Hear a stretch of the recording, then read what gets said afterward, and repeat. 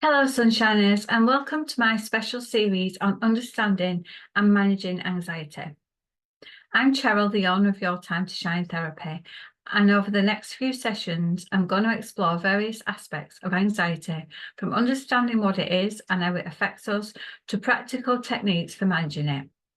Whether you experience anxiety yourself or want to support a loved one who does, this series is designed to provide valuable insights and tools that can make a real difference in our daily lives. And also in your daily life too. You know, anxiety, it's talked about quite a lot, but I don't think people really understand what it is that they're feeling. So hopefully this series will help you to understand it a bit more. Anxiety is something many of us face, and it can be incredibly challenging. That's why it's so important to talk about it openly and honestly. In each session, we'll dive deep into different topics relating to anxiety, and these will include understanding anxiety. So we'll start by exploring what anxiety is, its symptoms, and how it affects our lives. Real-time management. These are some techniques that you can do to manage your anxiety really quickly. You know, when it comes up and you're feeling all a bit jittery and such, like, you know, you can do these little techniques that will help you to get your anxiety levels down a bit. The role of nutrition and exercise. So we'll discover how diet and physical activity can help reduce anxiety. Mindfulness and meditation. We'll practice mindfulness and meditation techniques specifically for anxiety relief. You know, being in the moment is something that we don't always do. We either in the past or in the future. So trying to get back to just being in that moment and appreciating the place where you are now can help quite a lot. Creating a personal self-care routine. So tips for building a self-care routine that helps combat anxiety. Cognitive behavioural therapy techniques. So we'll explore a bit of CBT methods to change negative thought patterns. Now, I'm a big one for CBT because it can help people to change really, really quickly. So it can give you a really quick transformation. You know, that after 6 weeks of therapy, you know, you could have changed your whole life. Some people, it might take a bit longer, but in general, the clients that I've worked with, 6 weeks has been what they've needed. Then we'll look at anxiety and sleep. So how improving your sleep hygiene can reduce anxiety. And the last one will be supporting loved ones. So it'll be tips on how to support friends and family who are struggling with anxiety. Because quite often people will say to me, you know, I've got a friend or a family member or my daughter or my son or something. Somebody's struggling with anxiety and they don't really know how to approach it or how to deal with it. You know, so I'll give you some tips on how to do that as well. And throughout this series, I encourage you to participate actively by sharing your experiences, asking questions, and trying out the exercises that we'll go through together. My goal is to create a supportive community where we can all learn and grow. I will kick off our first session with an overview of what anxiety is and how it impacts us. So get comfortable and let's embark on this journey towards better mental health together. Don't forget to like, share and follow my page to stay updated on all upcoming sessions. So let's get started. So the first one is understanding anxiety, what it is and how it affects us. And anxiety affects us all in different ways. And, you know, one person's experience of anxiety doesn't always match another person's experience of anxiety. But we can all see patterns of things that happen when we're feeling anxious about something and when that anxiety has become too much and too overwhelming for us to cope with. So welcome to today's session. And today we're going to talk about a topic that affects many of us, anxiety. We'll dive deep into what anxiety is, its symptoms, and how it impacts our daily lives. Feel free to share your experiences or ask questions in the comments. So, if I was to say to you, what is anxiety? What would be some of the things that you would say? and you find that it gets bandied about quite a lot, the word anxiety, but when you're suffering with it and you feel like you are on constant fight or flight, you feel very much that you're alone. And I went through this for a long time. After having my breast cancer, my anxiety levels rose so much because I was in constant fear of dying.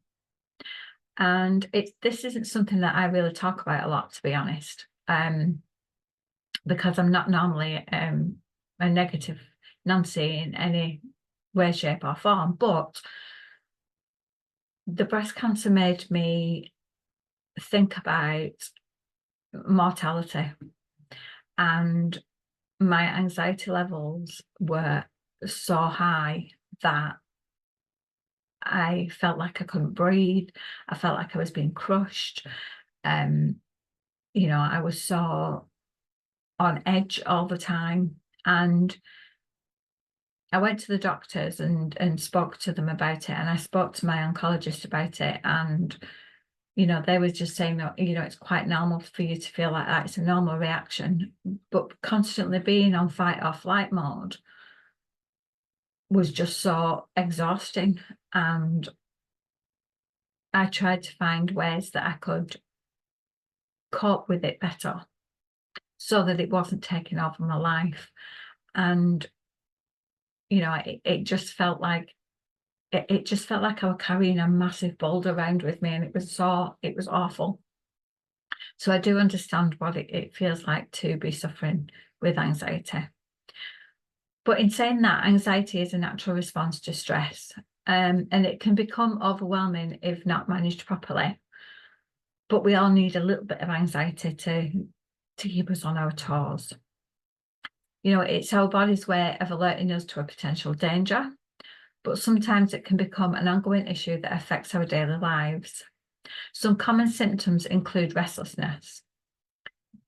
Now, I found I got a lot of pins and needles that went up my arms, and it felt like I was having an heart attack. And that was one of the scariest things, I think, about it. I had the rapid heartbeat, I was sweating, difficulty concentrating. I got irritable, which is not like me at all. I don't normally get irritable about anything. My muscles were always dead sore because I felt like I was always constantly tensed like this all the time. So some of these symptoms will probably be what you feel. You might feel other things as well. You might only have a couple of the symptoms. You might have all of them. But, just let me know what you were going through and what it feels like for you. You can share your stories in the comments, because it's important to know that you're not alone and that you can talk about it openly without feeling like you're being ridiculed about it.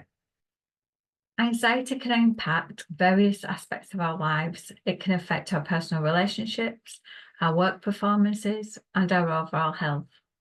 For example, you might find it hard to focus at work, or you might feel too anxious to socialise with friends and family. Understanding these symptoms is the first step towards managing anxiety effectively. Avoiding situations, that was a big one for me. I didn't want to go out. I didn't want to meet up with friends. I felt like people would see that I was, in a state and in a constant state of wanting to run away. And I didn't want people to see me like that. So I tended to keep myself locked in and locked away, which is not good. We need to be talking to people. We need to be telling people how we're feeling and what's going on. But you need to understand the symptoms yourself before you can then start to tell people how you're feeling and what's actually going on inside your body and your mind. Let me share a story with you. I had a friend when I was at university. I had a friend who just couldn't concentrate. It was coming up to our exams. She just couldn't concentrate and she was falling apart, basically. and she started isolating herself from everybody. And then we was talking about, you know, she said that she was going to pack her course in. She didn't know if she could carry on with it because of the way she felt. And then we talked about her going to see a therapist, which she did. And she made a few changes in her lifestyle. And that helped her to manage her anxiety better, which then led on to her doing her exams, passing her that year's exams, and just having a life that was better for her, you know. And that's because she was encouraged to talk about it and to seek some help from a professional, which made her feel that she could cope better with the anxiety she was feeling and suffering than just trying to manage it on her own. So have you got any similar stories?